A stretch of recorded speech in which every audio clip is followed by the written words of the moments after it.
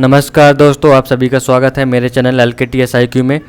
दोस्तों, आप अगर रेलवे की तैयारी कर रहे हैं तो आपको साइंस और जीके में बहुत अच्छा कमांड करना पड़ेगा और उसके लिए मैंने एक सीरीज बनाई है जिसमें से आपको डेली 10 क्वेश्चन मैं लेके आऊँगा।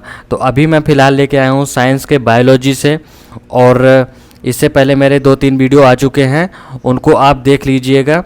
और सबसे पहले आपको देखो करना क्या है, थ्योरी आपको किसी भी बुक से पढ़ाई करनी है और पढ़ने के बाद में मेरा वीडियो जो आएगा MCQ बेस उसके क्वेश्चन करने हैं, जिससे आपको अच्छे से तैयारी कंप्लीट हो जाए, आपको जानकारी हो सके। क्योंकि थ्योरी पढ़ने के बाद में आप MCQ लगाओगे, MCQ आप वीडियो को देख करके लगाएं और उससे पहले कमेंट में लिखें जितनी भी आपको जानकारी हो, जिससे आपको एक अच्छा कॉन्फिडेंस मिलेगा। शुरू करते हैं आज के पहले क्वेश्चन से। जीवाणु विज्ञान का जनक किसे कहते हैं? तो आप सभी को पता ही होगा कि जीवाणु विज्ञान का जनक किसे कहते हैं, लीवेनहॉक को। और इवोनिवस्की ने खोज किसकी करी थी, विषाणु की। और विषाणुओं को सजीव निर्जीव के बीच की कड़ी भी कहा जाता है। और वनस्पति विज्ञान के जनक कौन है, थियोफ्रेस्टर। और प्राणी विज्ञान के या जंतु विज्ञान के जनक कौन है, अरस्तु। ठीक है, अगला क्वेश्चन है, लिनियस ने जीवधारियों को कितने भागों में बांटा है? तो आप क्या बताओगे, दो भागों में बांटा है। इन्होंने सर्वप्रथम 2 भागों में बांटा था, इसलिए कैरोलस लिनियस को वर्गीकरण का जनक कहा जाता है। और इन्होंने 2 भागों में बांटा था, पादप और जंतु। 2 भागों में इन्होंने बांटा था, क्लासिफाइड करा था। और सर्वप्रथम इन्होंने 1753 में क्लासिफाइड करा था और द्विनाम पद्धति 1753 में इन्होंने दी थी। कैरोलस लिनियस ने जीवों के द्विनाम पद्धति को कब प्रचलित किया था? देखिए, अभी अभी मैंने बताया था कि इन्होंने 1753 में द्विनाम पद्धति का उल्लेख किया था। उसमें से उन्होंने वंश और जाति जीवधारियों को 2 भागों में बांटा था, जिससे उनकी पहचान की जा सके। और सबसे छोटी इकाई अगर पूछेंगे कैरोलस लिनियस के अनुसार कौन सी होगी, वो होगी जाति। ठीक है, टीकाकरण के जनक कौन है? तो आप आंसर क्या बताओगे, एडवर्ड जेनर। देखिए, आपको जितनी भी जानकारी हो कमेंट बॉक्स में लिखिएगा और बताइएगा मेरा स्कोर कितना हुआ है। आप लोग क्वेश्चन बताएंगे रॉबर्ट कोच के बारे में, इन्होंने किसकी खोज करी थी? कमेंट बॉक्स में बताइएगा कि रॉबर्ट कोच ने किसकी खोज करी थी, आंसर में बताइएगा। तो इसका आंसर है एडवर्ड जेनर। आधुनिक वर्गीकरण के पिता या जनक किन्हें कहा जाता है? तो अभी हाल ही में बताया मैंने कि कैरोलस लिनियस को कहा जाता है आधुनिक वर्गीकरण के जनक। और MS स्वामीनाथन को किस नाम से जाना जाता है? MS स्वामीनाथन ने को भारत का हरित क्रांति का जनक कहा जाता है। ठीक है, MS स्वामीनाथन को भारत का हरित क्रांति का जनक कहा जाता है। व्हिटकर ने जीवधारियों को कितने भागों में वर्गीकृत किया है? देखिए, ये सारे के सारे क्वेश्चन किसी न किसी पेपर में पूछे जा चुके हैं, इस वजह से यहाँ पे मैंने डिनोट नहीं किया है, लेकिन ये पूछे गए हैं तभी यहाँ पे रखे गए हैं। तो व्हिटकर के अनुसार कितने भागों में विभाजित किया जीवधारियों को? 5 भागों में। तो आंसर रहेगा 5। जीव विज्ञान के जनक किन्हें कहा जाता है? तो अरस्तु को कहा जाता है, आप लोगों को पता ही होगा। और पुरकिंजे के बारे में आप लोग बताएंगे कि ये, चलो मैं बता देता हूँ। पुरकिंजे ने जीव द्रव्य की प्रतिपादन करा था। और जीव द्रव्य का भौतिक आधार किसने बताया था? ये हक्सले ने बताया था। द्रव्य की खोज करी थी हक्सले ने, तो उन्होंने ही बताया था।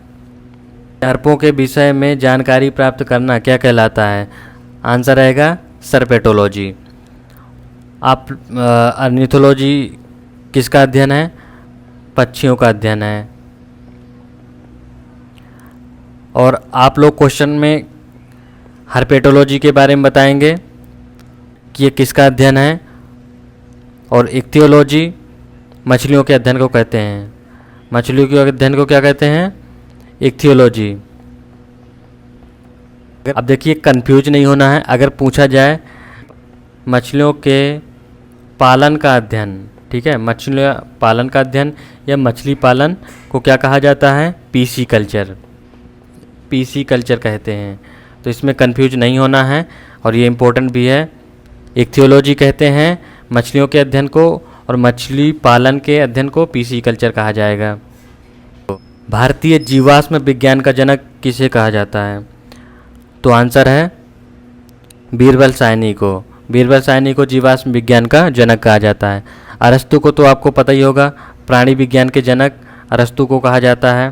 प्राणी विज्ञान के जनक किन्हें कहा जाता है? अरस्तु को। और रामदेव मिश्रा को क्या कहा जाता है?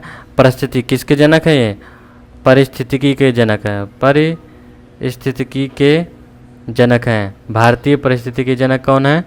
रामदेव मिश्रा। लार में मौजूद निम्नलिखित में से कौन सा एंजाइम स्टार्च के जटिल अणु को तरल शर्करा अणु में विघटित कर देता है? तो आंसर क्या रहेगा? एमाइलेज। लार में जो पाया जाता है एमाइलेज, ठीक है, तो आंसर रहेगा एमाइलेज। परागकणों के अध्ययन को क्या कहा जाता है? तो परागकण के अध्ययन को पैलिनोलॉजी कहा जाता है। परागकण मतलब पोलन ग्रेन्स, और पोलन से ही पैलिनोलॉजी बना है, तो इससे आप याद कर सकते हो। और पोमोलॉजी फलों का अध्ययन कहलाता है। फलों के अध्ययन को क्या कहते हैं? पोमोलॉजी। फाइकोलॉजी शैवालों के अध्ययन को कहते हैं। शैवालों के अध्ययन को फाइकोलॉजी। और माइकोलॉजी कवक का अध्ययन। कवक का अध्ययन क्या कहलाता है? माइकोलॉजी। श्वेत क्रांति का जनक किसे कहा जाता है? तो आप सभी को पता है श्वेत क्रांति के जनक किन्हें कहा जाता है? डॉक्टर वर्गीस कुरियन को। डॉक्टर वर्गीस कुरियन को श्वेत क्रांति का जनक कहा जाता है। और कैरोलस लिनियस को आधुनिक वर्गीकरण का जनक कहा जाता है। और रामदेव मिश्रा, अभी हाल ही में बताया मैंने, रामदेव मिश्रा को क्या कहा जाता है? पारिस्थितिकी का जनक। भारतीय पारिस्थितिकी का जनक किन्हें कहा जाता है? रामदेव मिश्रा को। मानव विकास का अध्ययन यह इंगित करता है कि हम सभी एक ही प्रजाति से संबंधित हैं, जो कि निम्न में से किस में विकसित हुए हैं? तो अफ्रीका में। आप सभी को पता है हमारी जो मानव प्रजाति है ये अफ्रीका से ही रिलेट करती है, यानी कि यहीं से उद्भव माना जाता है। तो आंसर रहेगा अफ्रीका, ठीक है। तो आज के 10 क्वेश्चन रहे, और ये मैंने अभी तक के साइंस के जो पहला चैप्टर है इंट्रोडक्शन, जीवधारियों का वर्गीकरण, उनमें से मैंने 70 प्लस में क्वेश्चन करवा दिए हैं। अब ये टॉपिक होता है ख़त्म यहाँ से, और अगला जो मैं टॉपिक लेके आने वाला हूँ कोशिका से रहेगा।